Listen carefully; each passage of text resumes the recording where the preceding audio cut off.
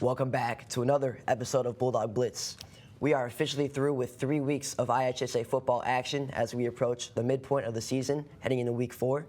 We'll start the pod with another weekly roundup, recapping the biggest scores, headlines, impact players from week 3, Friday the 13th. And then we'll do an NFL mega recap, but we'll also talk a little bit of fantasy football. But we'll start on Friday the 13th, September 13th, where Loyola got upset to St. Francis in probably the biggest game of that entire week. And I think it's about time we start putting Loyola on fraud watch. Yeah, I couldn't agree more. Loyola gets their first Friday night game in school history. Obviously, they're known for their Saturday morning games, Saturday evening games. But of course, it has to fall on Friday the 13th. And of course, they're going to get upset by St. Francis. Ryan Fitzgerald, though, starting quarterback, he is out with a hamstring injury for this game. So sophomore Dominic Maloney gets the start. He went 18 for 29, passed for 225 yards, and had 2 touchdowns with 109.1 QBR. Not a bad stat line, all things considering. St. Francis, really good defense, got a lot of top-tier D1 commits. They jumped up to number 5 in the state rankings after that win, while Loyola fell down all the way to 10th. They're currently 1-2 on the season with a losing record, which is crazy. Yeah, it's very surprising. They went into the season ranked top 2, got slaughtered by East St. Louis, and they lose a big game to St. Francis. They don't really deserve to even be in the top 10, in my opinion. Absolutely. At the moment, I don't believe so based on record. But as we know, Loyola Academy, just like Nazareth last year, they finished the season actually with a losing record. They still won state. I still think Loyola does have that potential, that championship success and talent to go out there and win another state championship, get another ring. But looking at the upcoming matchup, they play Brother Rice in a tough Chicago Catholic League conference matchup. It's worth noting that the division they play in specifically, which is the blue division of the CCL, is probably, without doubt, the hardest division in all of IHSA football. They have Brother Rice, just 4 teams, Brother Rice, St. Iggy, Mount Carmel, and then Loyola, all in that one division.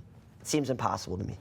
Yeah, obviously, because that division is kind of really small, they do get some slack games, though. They play Brother Rice next week, and then they go on to DePaul, which is kind of a joke of a program. They're not that good at football. But then they face Iggy, and Iggy's going to be a tough matchup. They just had a big win against ICCP, who is one of the top 15 ranked schools in the state without a doubt. And Iggy's on a roll. This division can't get any harder. Yeah, we know ICCP has a stellar offensive line led by Jackson Ramos, who transferred from RB. They definitely got a lot of good players there. And then St. Francis will play St. Rita next week. Another tough matchup, tough test for them coming up. And then let's go over to Mount Carmel, who not necessarily killed, but pulled away from Nazareth in a 56-33 win. It was a matchup of the 7A 2019 state championship. In that matchup, Mount Carmel won 37-13. And this one, Mount Carmel had to set records in order to win. Jack Elliott, the Vandy commit quarterback, threw 6 touchdown passes, tying the program record that dates all the way back to Jack McBride in 1968. And then he also had some help from his receiver, Cooper Lehman, who set a program record with 255 receiving yards, which is insane. Yeah, when you look at the score of this game, 56-33, you think, wow, Nazareth got killed. They probably got some late touchdowns, backups were in the game. Mount Carmel just seriously just pulled away. It was 35-33 at one point in the game. Mount Carmel started down in the game, 7-0. Nazareth had an opening drive touchdown, but then there was an 84-yard touchdown pass led by Jack Elliott. He just was on fire the whole game. Yeah, and then massive credit to tight end Stephen Winkler for Mount Carmel, who was really pivotal in shifting that momentum when they were only up by 2. He connected with Elliott for a 53-yard touchdown, and then the next drive after, when Nazareth had the ball, D1 quarterback Logan Malachuk for Nazareth threw a pick to him, and then Mount Carmel scored on that possession of that pick. So 2 quick touchdowns there, both instigated by Stephen Winkler, that helped them to win this game and pull away. Yeah, and let's look for the upcoming schedule for Mount Carmel. We talked about Loyola as they get a couple of off games, but Mount Carmel has some serious hard games coming up. They got Ignatius today on Friday, and then they got Bennett. They're not the best, but they're obviously not a bad team. Then they move on to Brother Rice. Again, that blue division, it's a very strong division that we talked about. Then they get Joliet Catholic, and then they end their season on 2 very hard matchups. They get Fenwick and Loyola. That is very tough, but MC will only get better this season. They have 16 new starters. that are only going to get better with more experience that they have with each game. For example, sophomore wide receiver Quinton Burrell, who absolutely lit it up in the previous games, weeks 1 and 2. He had 4 catches for 71 yards and 2 touchdowns. This is his first year as a varsity starter.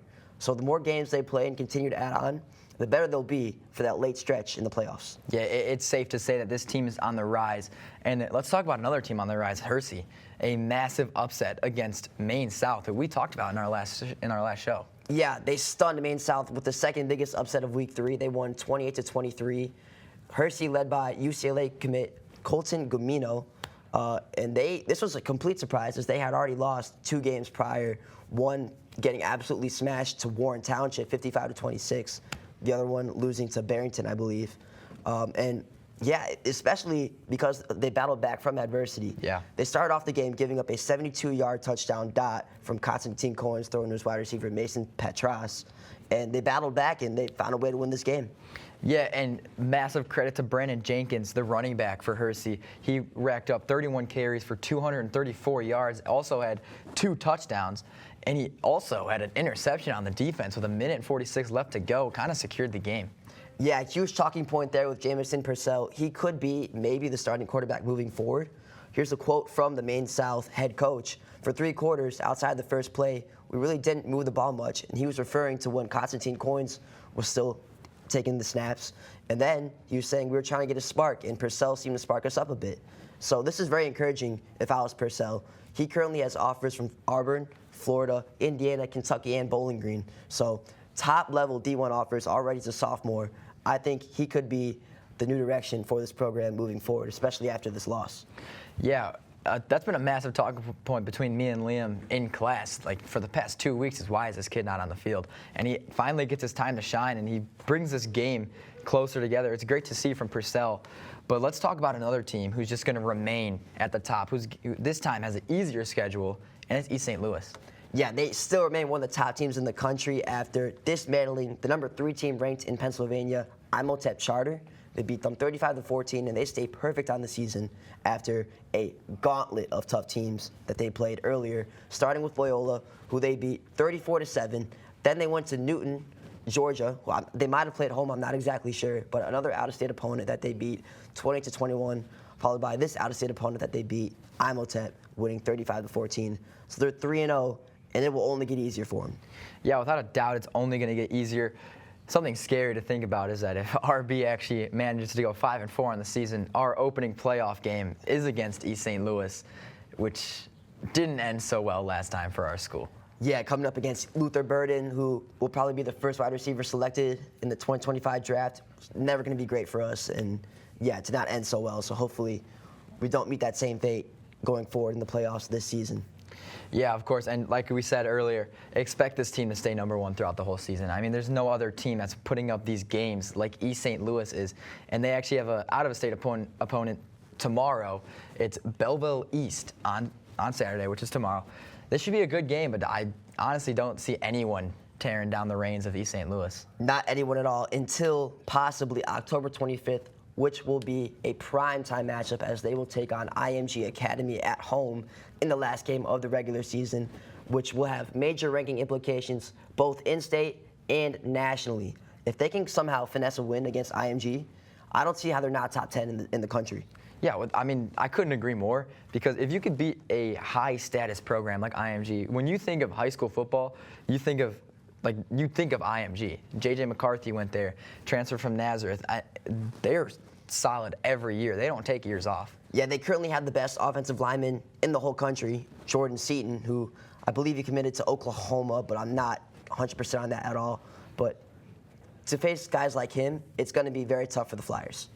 Yeah, without a doubt. And again, I talked about this just a minute or two ago. To come from a game like IMG and then the next week maybe play Riverside Brookfield, that's a scary sight for the Bulldogs. Honestly, I might even hope that they win that game also, because then they're not going to be angry and want to go out and get revenge, because we already know it could be 50-point game that we lose by. Don't want to make it like 100 if they lose to IMG.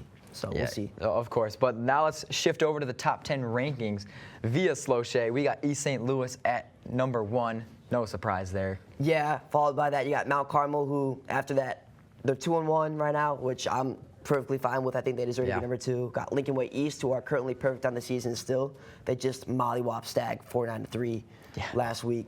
Jonas Williams leading the way there. No surprise there. Yeah, and then you got DGN, Downers Grove North. They got Proviso West this week, but they've also played some Mickey Mouse teams. They have not had any competition so far. They won 42-0 against O'Fallon, who is not known for their football program whatsoever. They won 42-0 against Downers Grove South. A little rivalry game, but doesn't mean the other team's good.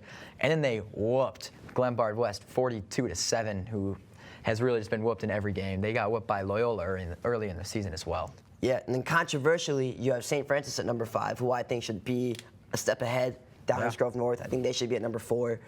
They're currently also 3-0, play St. Rita next. Going below that, you have Cary Grove, also at 3-0. They play Jacobs, a team from Algonquin. Don't forget that they're still the 6A reigning state champs. Yeah, they have a tough load to carry. I mean, last year, I can't remember them being inside the top 10 whatsoever until the playoffs came and until they had that upset win in the 6A state championship. No one thought they could pull it out, and they did. But let's move on to number 7. Some team that's kind of on the low right now after a big loss to Mount Carmel. It's Nazareth. Yeah, Logan Malachuk leading the way for that offense. He's currently committed to University of St. Thomas over in Minnesota. Little smaller end of a D1 school, but still very good quarterback, very good player. I would not mess with this team at all. 2-1. Sure, maybe they're not 3-0, but I think they're deserving of that number 7 slot. Yeah, I agree, because they went in and lost to a very, very good Mount Carmel opponent. And when you put it in perspective, Nazareth is a 4A team, I believe, and then you got Mount Carmel, who's 6-7A. And they just outnumbered Nazareth and clearly outskilled them towards the end of that game. And also some newcomers now to the top 10. Number 8 is Marist, who is 3-0. Just recently had some semi-impressive wins against a really good Chicago public school in Morgan Park. Also, Brother Rice and Montini Catholic they were able to beat. Yeah, I mean, it's great to see these new schools hopping in the top 10 as this season has kind of been all over the place, as you'll see as we get to the 10 slot. But let's go to the number 9 slot, Batavia. They play St. Charles North this week. They beat Glenbard West in week 1. Like we said, every other team is just killing them. And yeah, they're 0-3. And then Loyola plays LT next. Excuse me, I put that so wrong out of order. Now we'll go to 10. That's Loyola, and that's a controversial number 10. Yeah, 1-2. Based on record alone, should not be in the top 10. Similar with the NFL rankings, a little controversial as the Ravens were being put 0-2, and they were still in the top 10 in this week's power rankings. So I don't know if that's completely deserving, but based on talent, I think number 10 is pretty deserving.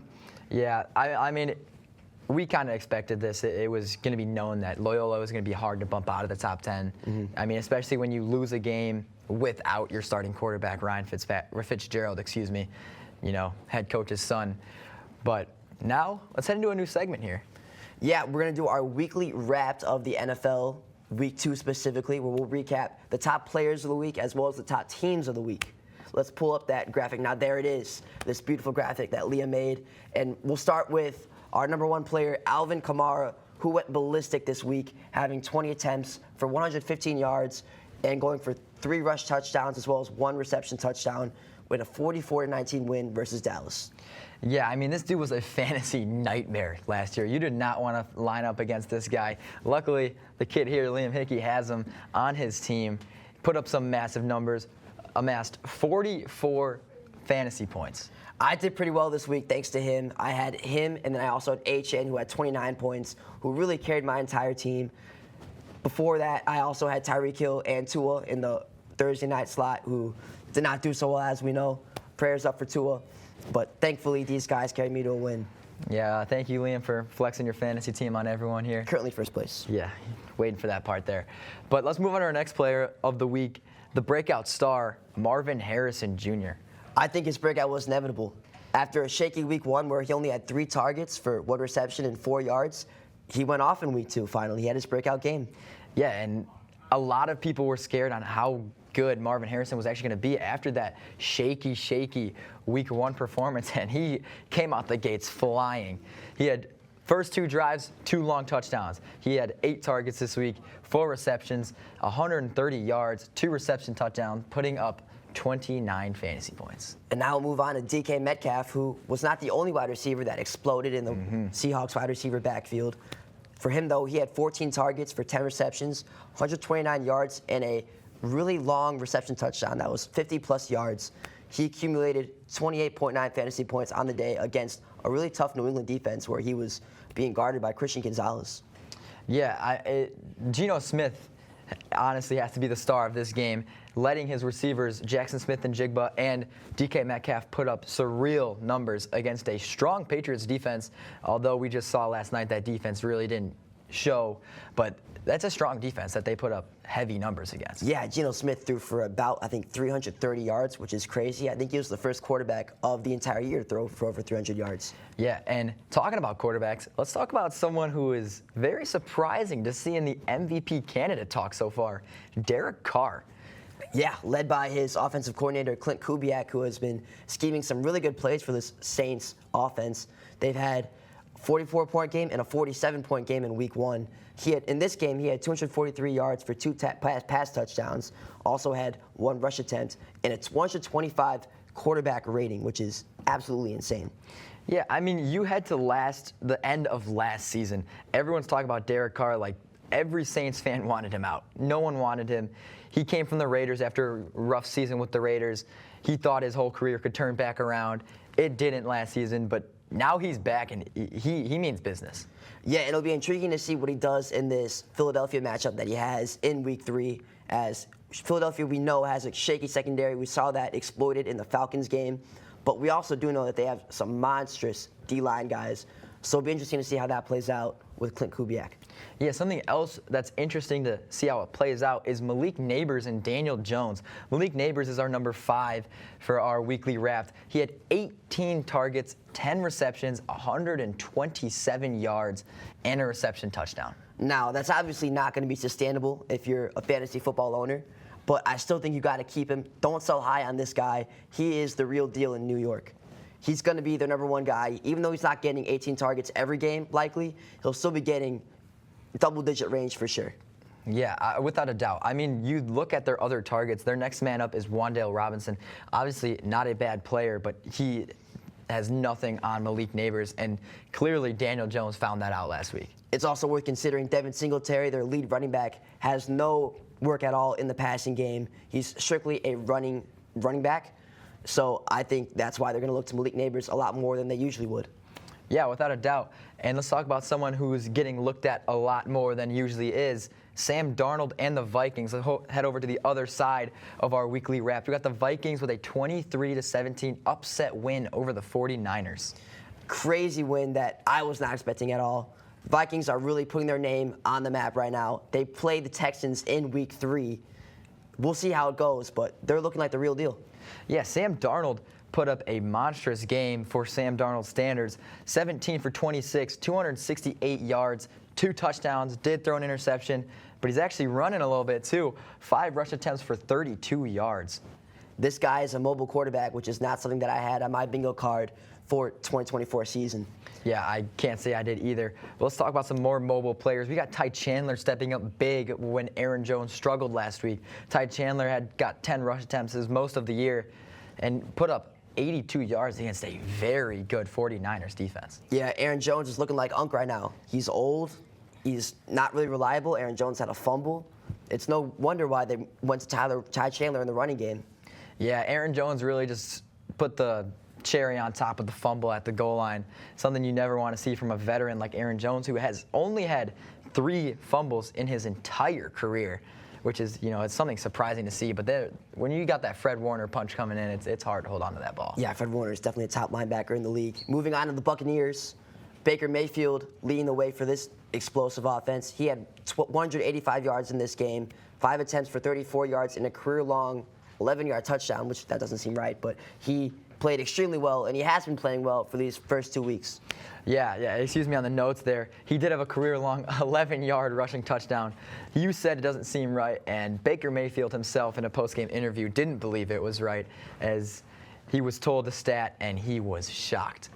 Yeah, we talked about mobile quarterbacks. He usually is not one, but he definitely was on the scramble in this game against Detroit. Moving on to the Los Angeles Chargers now, who also are looking great under new quarterback, our new head coach, Jim Harbaugh. Yeah, Jim Harbaugh knows what he's doing with this offense. He brought in 2 good running backs from the Ravens, both last year's starters for the Ravens. But Justin Herbert himself is doing what he can with his receiving core. He went 14 for 20. He had 130 yards, 2 touchdowns. He did have an interception. 6 rush attempts for 18 yards. Something good you see out of Herbert is being able to use his legs. He's a young quarterback. He's staying in it. And you go on to J.K. Dobbins. I mean, have yourself a year. 17 rush attempts, 131 yards, and he got a touchdown. Yeah, he's taking charge of this running back committee. It started off being who had the hot hand between Gus Edwards and J.K. Dobbins. Gus Edwards had a really lackluster week 1, so they went to Dobbins, and he exploded in week 2, as we'll see in these highlights. He had a great touchdown, and he's definitely going to be the lead back going forward. I would drop Gus Edwards if he was on any fantasy rosters. Yeah, I couldn't agree more. Gus Edwards did get 18 rush attempts in this game, but you also have to put it in perspective. They did play the Carolina Panthers. They didn't need their starters to play this entire game. And something you cannot forget, and I don't know how people forgot, is J.K. Dobbins is a highly looked upon running back and always has been. And it's kind of disappointing to see how he drops to like the 13, 14 rounds in fantasy drafts, and people were able to just steal him up. His injuries, his long shown injury career in Baltimore definitely sickened a lot of people and maybe had them stray away from picking him. But it's showing now that if you were one of his believers, it's paying off. Yeah, without a doubt, it's paying off. But now let's move on to our second to last game of the day. We got the Falcons versus the Eagles. Liam and I were talking about this in class. We're very proud of the Falcons. Put out a good win against the monstrous Eagles. But we kind of thought the Eagles lost this game rather than the Falcons won. Yeah, and that really lies on Saquon Barkley, who dropped a simple screen toss to him that would have ended the game if he picked up that first down, but instead he dropped the ball. He actually is the running back with the most drop balls in the entire league, which is a crazy stat. But yeah, as we can see, the Eagles lost this game by turning the ball over there and then letting the Falcons drive down the field, which was capped off by a Drake London touchdown on a missed coverage by Darius Slay. Yeah, and Primetime Kirk has beaten the allegations this season. Big primetime win. Again, Bijan Robinson this time. 14 attempts, 97 yards. I honestly thought he was going to break that 100-yard mark in the first quarter. Not get 100 in the first quarter, but his start to the game was phenomenal. Something you love to see from the young back. And Kirk Cousins looking a lot more comfortable now. Yeah. He looked injured, was very reluctant to get out of the pocket in week 1. And towards the end of that week 2 game versus Philadelphia, we saw him be able to get out more and scramble and make his plays. So hopefully he can carry that momentum into a very, very tough game against Kansas City at home next week. Yeah, obviously best of luck to the Falcons, as they might need it against this very strong Chiefs offense. But let's move into our last game of the day. We've got the Raiders pulling out a big win against the Ravens. Yes, Minshew mania as he exploded for 276 yards, went 30 for 38 on the day, and most of those throws were to Brock Bowers, who had 9 receptions for 98 yards. This combination between the tight end and the quarterback helped them to get this upset against Baltimore. Yeah, I mean, Gardner Minshew, we saw it last season. He's a guy that can make his receivers successful. You see Michael Pittman Jr. right now with Anthony Richardson. He's really struggling. But you go back to end of last season or ever since Richardson was hurt, Michael Pittman Jr. was a top 10 receiver, arguably top 10, with a guy that can throw the ball like Minshew. And as we saw, the connection finally came between Brock Bowers, Devontae Adams, and Minshew, as also Devontae Adams had 9 receptions for 110 yards and a touchdown. It's good to see Gardner Minshew become very comfortable with this Raiders offense. Yeah, he was pulled aside by Max Crosby. Max Crosby told him, just act like how you were at Washington State. We need that Washington State Minshew back with us. And after that talk, he exploded and led this comeback that was ended by a Daniel Carlson game-winning field goal. Yeah, one last regard on this game is I'd like to see how this is going to change the Raiders' offensive core in the long run. As we know, Antonio Pierce is a big man on running the game. He's a ground game coach. But he finally gave Gardner Minshew a chance to throw the ball, and it became very successful. You mentioned the long run. In the short run, week 3, Raiders will take on none other than the Carolina Panthers, who are, without a doubt, the worst team in the NFL. So I will likely forecast another Raiders win. Yeah, I couldn't agree more. Although Bryce Young did get the bench, the Red Rockets in Andy Dalton, I don't think that's enough to change this season. Especially because of how bad their defense is, which means that the Raiders will have a lot of time on the ball. on their offensive side. With that, that will conclude this week's episode of Bulldog Blitz. Stay tuned with us next week as we will do more coverage of high school football and NFL. Let's go.